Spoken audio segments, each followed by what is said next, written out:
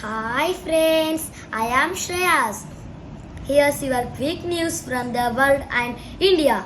World's news. Japan has created a new fast train that can travel at 500 km per hour. It's almost as fast as an airplane.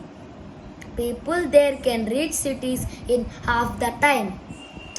Japan రైలు విమానం లాగా వేగంగా వెళ్తుంది.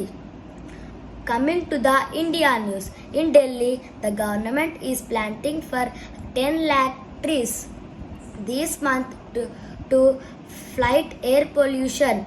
This will make the air cleaner and the city greener. చెట్లు పెరిగితే మన ఊపిరి కూడా సుఖంగా ఉంటుంది. That's all for latest updates. I am Shreyas. See you again tomorrow. Please like the video and subscribe for more updates. Bye bye.